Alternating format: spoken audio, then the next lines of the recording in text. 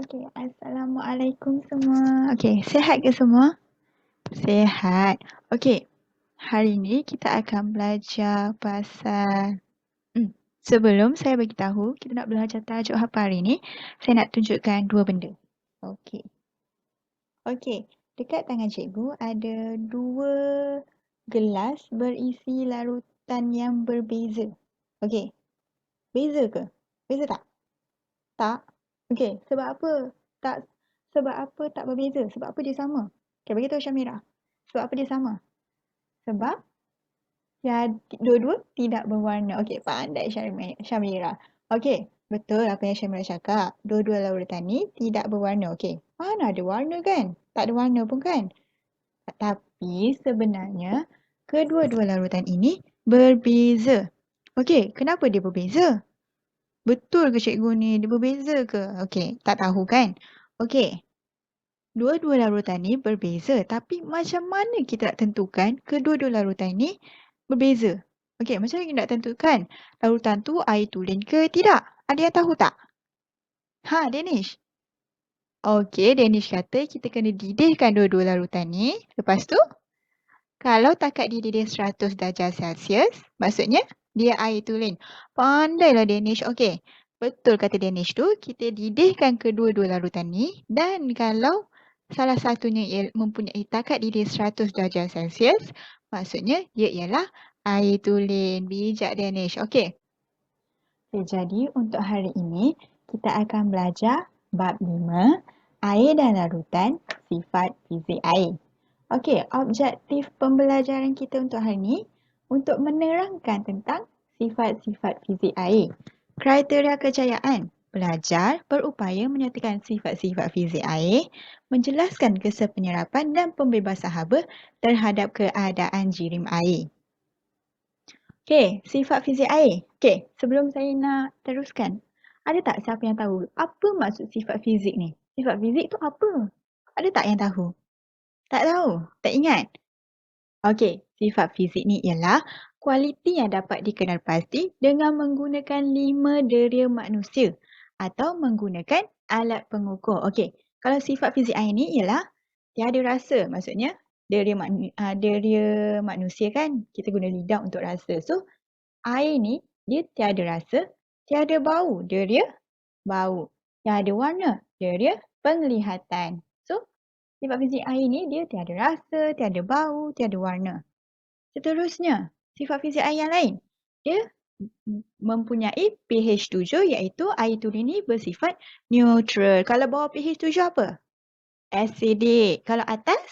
Alkali. Pandai. Tapi air tulen ni pH 7 iaitu bersifat neutral. Dan ketumpatan air tulen ialah 1 gram per sentimeter padu pada 4 darjah Celsius. Okey, faham tak setakat ni? Okey, faham. Okey, seterusnya kita teruskan dengan sifat fizik air seterusnya, takat didih air. Okey, takat didih air ialah 100 darjah Celsius. Jadi betul apa yang Dennis cakap tadi, yang di mana macam mana kita nak tentukan sesuatu larutan itu ialah air tulen ataupun tidak, iaitu jawapan Dennis dengan didihkan air itu. Dan kalau takat didih air dia ialah 100 darjah Celsius, dia ialah air tulen. Pandai. Okey, seterusnya. Takat didih air tu apa? Alamak, kejap. Okey, takat didih air tu apa? Ada yang tahu tak? Okey, tak tahu. Okey, takat didih air ialah suhu di mana air dalam keadaan cecair bertukar. Nampak tak air dalam keadaan cecair ni? Ada air masuk dalam cawan tu. Okey, air dalam keadaan cecair bertukar menjadi steam ataupun dalam keadaan gas. Okey, steam nampak tak berasap-asap tu? Maksudnya dia bertukar menjadi keadaan gas. Okey, sifat fizik seterusnya. Takat beku air ialah 0 darjah Celsius. Okey, takat beku air ni pula apa? Okey, tadi takat didih.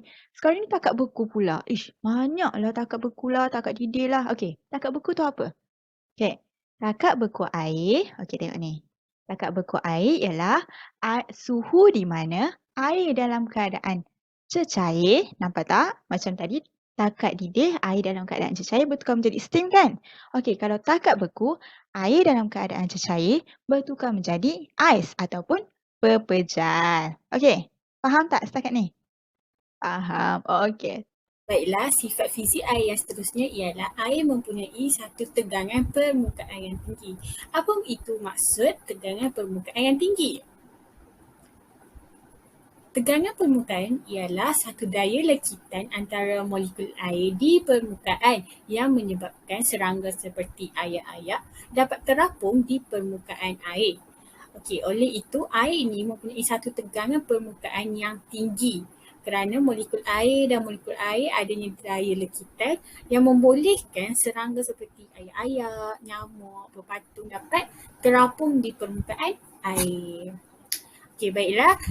Selain itu, kamu perlu tahu dua jenis daya iaitu daya lekitan dan juga daya lekatan. Berdasarkan gambar yang cikgu tunjukkan ini, boleh kamu bagi tahu apa yang kamu nampak? Gambar yang pertama ni. Betul Aina, ini adalah molekul air. Dan ini semut. Bukan semut lah syuhada. Ini adalah molekul air juga. Tetapi di dalam batang pepohon ataupun batang tumbuhan. Okey, nanti cikgu akan terangkan lebih lanjut. Jadi mari kita tengok dulu maksud daya lekitan. Jadi daya lekitan ialah daya tarikan antara molekul yang sama. Okey, contohnya kalau kamu tengok dekat sini, ini adalah molekul air, molekul air. Jadi apabila dua atau lebih molekul air bercantum, adanya satu daya lekitan. Jadi inilah air yang kita minum setiap hari tu. Air ni adanya daya lekitan. Okay, kalau kamu nak lebih faham ataupun kamu nak ingat, kamu ingat madu. Kalau kamu pegang madu tu melekit kan? Jadi molekul madu akan adanya daya tarikan dengan molekul madu yang lain. Okey, seterusnya daya lekatan. Daya lekatan ialah daya tarikan antara molekul yang berbeza. Contohnya molekul air dengan dinding sel. Kalau kat contoh gambar ni, ni molekul air. Ni dinding sel xylem iaitu pada batang pokok. Okay, kalau kamu nak senang ingat, kamu ingat je sticky note. Kalau kamu nak tampal sticky note ataupun selotip ke, kamu akan cakap, saya nak lekat sticky note. Bukan kamu cakap, saya nak lekit. Dia macam pelik kan? Jadi senang je kamu nak ingat. Sticky note dengan dinding tu adalah dua benda yang berbeza. Okay, contohnya, cikgu akan beri contoh tentang molekul air dan juga dinding sel xylem. Okay, kalau kamu tengok dekat sini, ni molekul air dan ni molekul air. Adanya daya lekitan antara mereka. Dan molekul air ni dan dinding sel xylem apabila ia melekat, kita panggil dia sebagai daya lekatan. Okey, dua daya ini sangat penting, okey, kerana dalam tumbuhan air daripada akar akan bawa ke daun melalui batang. Jadi dekat batang tu, air tu adanya daya lekitan dan daya lekatan yang membolehkan ia bergerak menuju ke daun. Dan proses ini kita panggil sebagai tindakan kapilari. Daya-daya inilah yang membuatkan pokok ni dapat terima air. Faham tak? Ada soalan? Okey, baiklah. Terima kasih kerana memberi respon. Sekarang kita akan belajar kesan penyerapan dan pembebasan haba terhadap keadaan girim air. Ini adalah gambar rajah yang saya ambil daripada buku teks. Jadi maksud arrow oren adalah haba yang diserap dan manakala maksud arrow biru adalah haba yang dibebaskan. Jadi kita mulakan dengan cecair. Apabila cecair membebaskan haba, ia akan bertukar menjadi pepejal semasa proses pembekuan. Seterusnya, apabila pepejal menyerap haba dan bertukar menjadi gas, dan manakala gas membebaskan haba dan bertukar menjadi pepejal. Kedua-dua proses ini adalah proses pemejalwapan. Seterusnya, apabila pepejal menyerap haba, ia akan bertukar menjadi cecair semasa proses peleburan. Seterusnya, apabila cecair menyerap haba dan menghasilkan dan menukarkan menjadi gas, ia menjalani proses penyejatan atau pendirihan. Dan seterusnya, apabila gas membebaskan haba, ia akan bertukar menjadi cecair semasa proses kondensasi. Contoh proses kondensasi adalah apabila wap air pada awan akan bertukar menjadi cecair dan seterusnya akan menurunkan hujan. Seterusnya adalah proses peleburan. Contohnya ialah apabila ais akan bertukar menjadi air apabila haba diserap. Seterusnya, contoh proses pembekuan. Apabila air kita sejukkan menjadi pepejal, menjadi ais. Seterusnya adalah proses pemejawapan. Proses pemejawapan ni contohnya apabila ubat gegat, ia akan pepejal akan bertukar menjadi gas. Yang ubat gegat ni kebiasaannya diletakkan di dalam bilik air untuk menghilangkan serangga. Seterusnya, contoh proses penyejatan dan pendidihan adalah baju basah akan menjadi kering apabila tenaga haba diserap, iaitu cecair akan bertukar menjadi gas apabila haba diserap. Dan seterusnya adalah apabila contoh bagi pendidihan, iaitu apabila air dididihkan, ia akan menjadi cecair, akan menjadi gas apabila sampai takat didih. Sekarang kita akan belajar komposisi air. Air merupakan suatu unsur sebatian yang terdiri daripada oksigen dan juga hidrogen yang bergabung secara kimia. Kita boleh tentukan komposisi unsur yang berada dalam molekul air dengan menjalankan elektrolisis. Jadi semasa elektrolisis, kita boleh lihat gas oksigen akan dihasilkan di anod, manakala gas hidrogen akan dihasilkan di katod. Jadi satu molekul air terdiri daripada 2 atom hidrogen dan juga 1 atom oksigen. Seperti yang saya sertakan gambar ini, kita boleh lihat 1 atom oksigen dan juga 2 atom hidrogen. 1, 2. Jadi simbol kimia bagi air ialah H2O. Baiklah, seterusnya cikgu akan terangkan tentang kesan bendasing terhadap takat lebur dan takat didih air. Okay, sebelum cikgu teruskan, cikgu nak tanya kamu. Apa pendapat kamu kalau cikgu ataupun kita didihkan air laut? Kamu rasa suhu maksimum yang boleh dicapai berapa? Aiman cakap berapa, Aiman? 100. Okey, kenapa Aiman jawab 100? Ya, kalau air biasa kita didihkan, maksimum suhu yang boleh kita dapat adalah 100. Tetapi kalau air laut, lain. Kerana apa? Kalau kamu rasa air laut, kamu rasa apa? Masin. Masin kan? Kalau masin maksudnya kamu rasa ada apa dalam air laut tu? Ada garam. Jadi garam tu bertindak sebagai bendasing. Okay, jadi mari kita tengok kalau ada garam dalam air tu, apa akan jadi pada takat didih dia?